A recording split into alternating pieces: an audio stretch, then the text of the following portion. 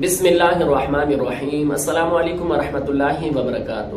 میرے محترم ناظرین و سامعین، آج آپ کو ایک وظیفہ عرض کرتا چلوں، حادثے سے بچنے کا عمل۔ میرے پیارے دوستو، آپ نے کہیں سفر پہ جانا ہے، یعنی گھر سے کسی دوسرے شہر آپ نے جانا ہے، تو اپنی حفاظت کے لیے ایک دعا ہے، وہ پڑھیں گے تو انشاءاللہ الکریم اللہ رب العزت آپ کی حفاظت فرمائے گا۔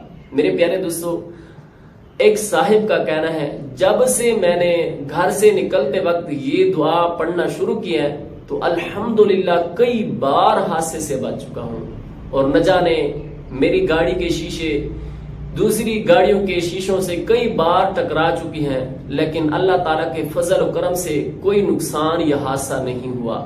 میرے پیارے دوستو، وہ دعا یہ ہے، جب بھی گھر سے نکلیں تو یہ دعا پڑھیں: بسم اللہ توکلت علی اللہ لا حول ولا قوت الا باللہ۔ اللہ پاک کے نام سے میں نے اللہ پاک پر بھروسہ کیا، برائی سے بچنے اور نیکی کرنے کی قوت اللہ پاک ہی کی طرف سے ہے۔